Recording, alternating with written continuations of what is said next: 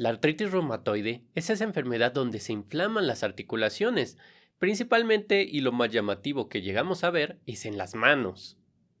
Pero la inflamación no queda solo aquí, sino que esta puede seguir progresando y realmente destruir o dañar permanentemente las articulaciones y la persona que lo padece quedar incapacitada. En este video vamos a aprender sobre la artritis reumatoide, los síntomas de la enfermedad o algunos de los síntomas de la enfermedad, cómo puedes sospecharla y cuándo debes de acudir al médico. Acompáñame en este video. Comenzamos. Hola, mi nombre es Uciel, yo soy médico, soy profesional de la salud.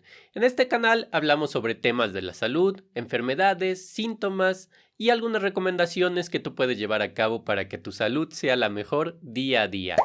Si te gusta el contenido de este canal, considera suscribirte. La artritis reumatoide es esa enfermedad, como ya dijimos al principio, donde las articulaciones se van a inflamar. Y lo más destacado son las articulaciones en las manos, aunque esto no quiere decir que no se puedan inflamar articulaciones de otras partes del cuerpo. Vamos a detallar esto más adelante. Desafortunadamente, la inflamación, si no se detiene aquí, va a seguir progresando y va a destruir las articulaciones, ocasionándole a la persona que la padece un dolor muy intenso, muy fuerte, muy molesto, que va a ser crónico, es decir, ya va a estar ahí siempre a menos que se controle, y también puede ser incapacitante para muchas actividades, por la deformación de los dedos de las manos, por las luxaciones que llega a producir, etc. Aproximadamente 1 de cada 100 personas va a desarrollar la enfermedad, y a su vez, esta enfermedad es 3 a 4 veces más probable que la padezca una mujer que un hombre. Desafortunadamente, incluso hoy en día, las causas específicas de la enfermedad no se conocen. Por eso se denomina como enfermedad autoinmune. ¿Y a qué nos referimos también con autoinmune? Sabemos que en el cuerpo tenemos células que se encargan de defendernos de cualquier enfermedad, vamos a decirlo así, bacterias, virus, hongos, etc. Bueno, pues estas mismas células que nos tendrían que defender de enfermedades o de agentes o de estos gérmenes, vamos a decirlo así, que vienen de fuera, pues empiezan a atacar a las articulaciones de tu cuerpo, ocasionando la inflamación. Vamos a decir como que se vuelven locas o se vuelven contra el aliado, que eres tú. Lo que sí se reconoce y ha sido estudiado es que aquellas personas que tienen antecedentes en su familia o familiares que padecen o han padecido esta enfermedad, tienen más probabilidad de desarrollarla. No es absoluto, solo es más probabilidad.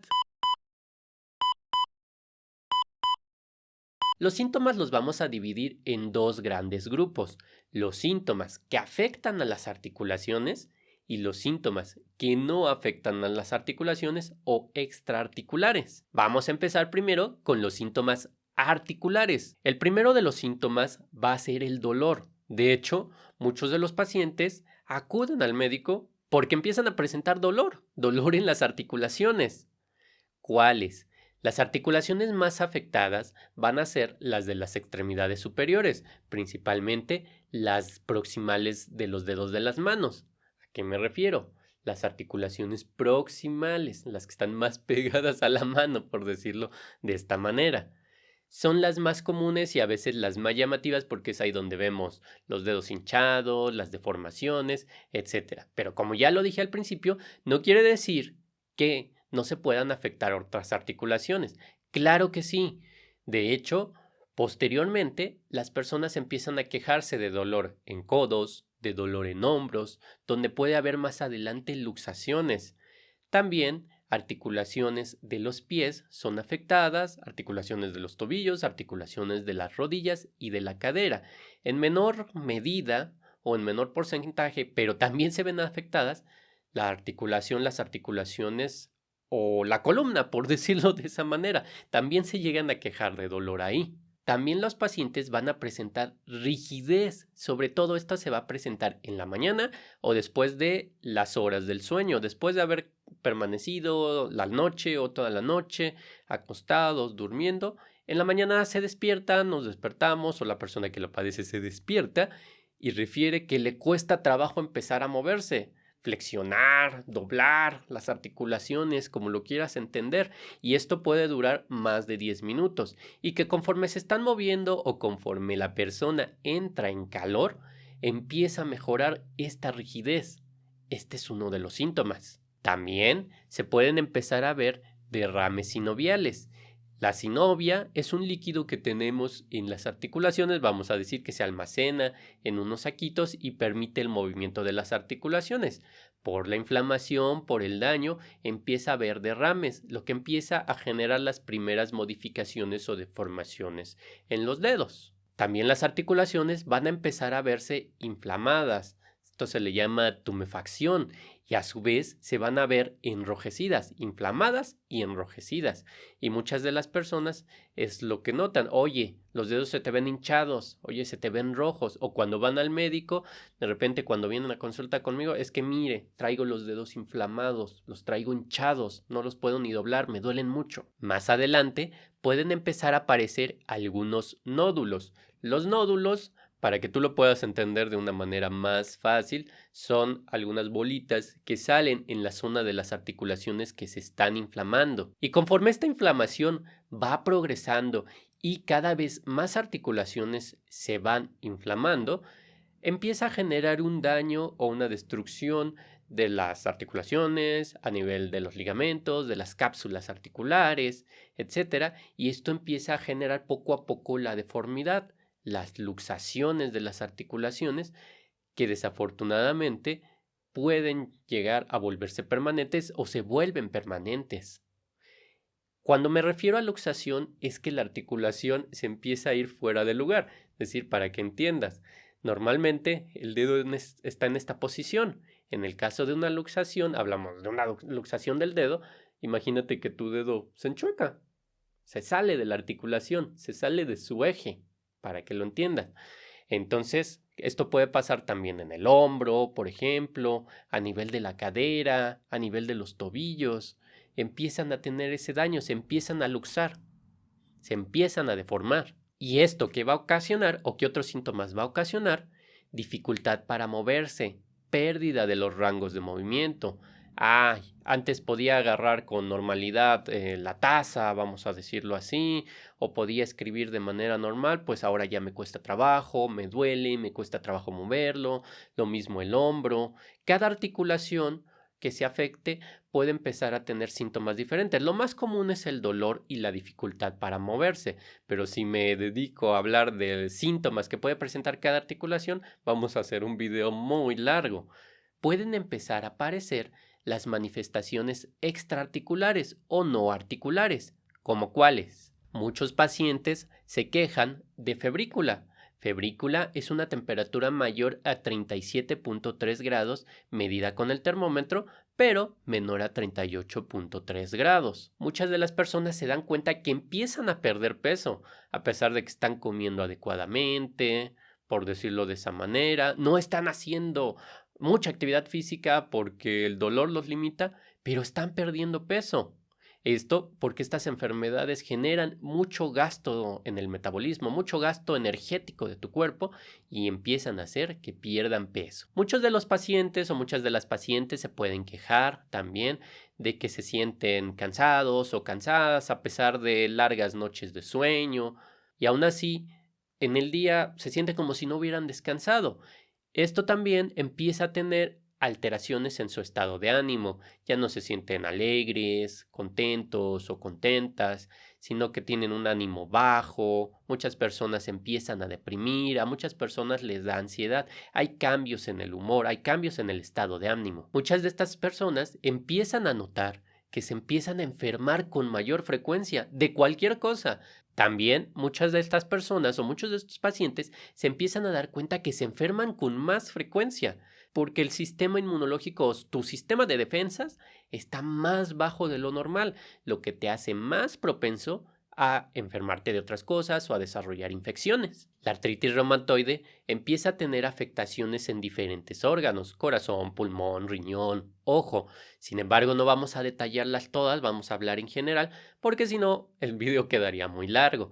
En el caso del corazón, esta enfermedad puede llegar incluso a alterarlo. El pericardio, para que lo entiendas, es una capa, es un tejido que está alrededor del corazón, que lo envuelve como si fuera un saquito. Bueno, en la pericarditis se inflama este saco, este tejido, y empieza a ocasionar un dolor muy agudo, dolor muy fuerte, que en muchas ocasiones se puede confundir con infarto, y hace que los pacientes corran al servicio de urgencias porque el dolor es demasiado. ¿Qué síntomas puede ocasionar como manifestación extraarticular esta enfermedad en el pulmón? Tos crónica, tos seca, tos irritativa, cansancio, falta de aire en muchas ocasiones, a lo que el médico puede referir como disnea. En el caso de los riñones, muchas veces se pueden afectar por la misma enfermedad o se pueden afectar a veces por la gran cantidad de medicamentos o por el uso crónico de los medicamentos para esta enfermedad. Y en el caso del ojo, las manifestaciones más comunes son afectaciones de la vista, el ojo seco en el caso de que venga acompañado de un síndrome de Sjögren, por ejemplo, donde el ojo se encuentra seco, ya no hay una producción adecuada de lágrima y esto empieza a ocasionar sequedad del ojo, obviamente, dificultad para la visión porque empieza a afectar la humectación de las estructuras del ojo. Como ya viste hasta aquí, las manifestaciones de esta enfermedad son bastantes, tanto articulares como extraarticulares. Entonces es importante que si tú estás teniendo algunas de estas manifestaciones que ya mencioné o varias de estas, acudas a tu médico para que empiecen a hacerte los estudios, los exámenes, el interrogatorio correspondiente. Seguramente, cuando vayas a tu médico te pedirá un estudio que se llama péptido citrulinado. El péptido citrulinado es un estudio más específico para definir si esta persona está desarrollando o ya desarrolló o está cursando con artritis reumatoide. Y quizá tu médico también te pedirá otros estudios como anticuerpos antinucleares, antimitocondriales, complemento, etcétera. Pero si tú me preguntas, Uciel, si estoy sospechando y quiero ya llegar con mi médico con estudios, ¿cuáles estudios me puedo realizar? La biometría hemática, la química sanguínea, tu examen general de orina, tus reactantes de fase aguda, velocidad de sedimentación globular, proteína C reactiva y tu péptido citrulinado. ¿Y qué otros estudios? Seguramente tu médico te va a pedir radiografías para ver si no hay inflamación de las articulaciones, no hay daño o erosión de los huesos. Que como tal no existe una cura para esta enfermedad, es una enfermedad crónica, pero si hay tratamiento que puede retrasar la inflamación o disminuir la inflamación y disminuir o retrasar la deformidad de las articulaciones para mejorar bastante la calidad de vida de los pacientes. Mientras más pronto se dé, mejor el tratamiento o mejores resultados va a tener. El tratamiento puede llevar incluso a remisión a 1 de cada 4 pacientes, remisión prolongada me refiero, es decir, que puedan pasar muchos meses e incluso algunos años sin tener ninguna molestia. Desafortunadamente también 1 de cada 6 personas va a acabar con incapacidad por la deformidad o por los daños que va a ocasionar sobre las articulaciones. Y los tratamientos los vamos a dividir en 3 grupos. Los tratamientos antiinflamatorios, los tratamientos corticosteroides o con corticosteroides y los tratamientos modificadores de la enfermedad o antirreumáticos. Recuerda, los tratamientos son individualizados. No lo que le funcionó a otra persona te va a funcionar necesariamente a ti. Y también siempre se debe de considerar si la persona es alérgica a esos medicamentos. En el caso de los medicamentos antiinflamatorios vamos a tener medicamentos que seguramente ya conoces, como el diclofenaco, el ibuprofeno, naproxeno, paracetamol, meloxicam, piroxicam, celecoxib, etoricoxib, ácido acetil salicílico, indometacina, clonicinato de lisina. Estos medicamentos van a mejorar el dolor, pero desafortunadamente no van a tener efecto sobre la progresión de la enfermedad, es decir, sobre la inflamación de las articulaciones y no van a detener la deformidad, solo ayudan a mejorar el dolor. En el caso del segundo grupo, los corticosteroides o corticoides son medicamentos que se pueden usar, vamos a decir, para desinflamar de una manera más rápida, es decir, en agudo, por decirlo de esa manera, para que me lo entiendas, y para aliviar rápidamente el dolor, pero no son medicamentos que se sugiera que se usen por largo tiempo, porque pueden ocasionar muchos efectos secundarios sobre el calcio, sobre el estómago, es decir, sobre la gastritis o generar gastritis, generar más riesgo de osteoporosis y también pueden afectar ciertos sistemas hormonales y llevarte a desarrollar una enfermedad que se llama síndrome de Cushing. Entonces, estos medicamentos se usan para desinflamar rápido y mejorar rápido el alivio del dolor, pero no está recomendado que se usen a largo plazo y tampoco detienen el avance de la enfermedad. ¿Cuáles medicamentos podemos mencionar aquí? La prednisona, la prednisolona, la metilprednisolona, la dexametasona, la betametasona, el deflazacort. ¿Y cuáles son los medicamentos antirreumáticos o modificadores de la enfermedad? Como su nombre lo dice, son los que sí pueden detener el avance de la enfermedad. Sin embargo, es tu médico quien debe de administrarlos, suministrarlos y calcular la dosis que a ti te corresponda. Y también depende de tu edad, depende de los efectos secundarios que pueda tener. ¿Y cuáles medicamentos vamos a encontrar aquí? Metotrexate, sulfasalazina, leflunomida, etanercept, azatioprina.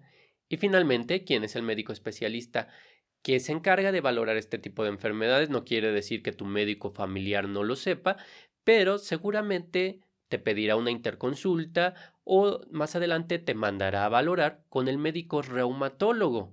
Hasta aquí espero que la información que te he traído te sea de bastante utilidad. Si tienes alguna duda puedes dejarla en los comentarios y con gusto la responderé. No se te olvide dejar tu like y si eres nuevo aquí, considera suscribirte para más información o más videos sobre temas de la salud. Mi nombre es Uziel, este es mi canal Doctor Hasta Tu Casa.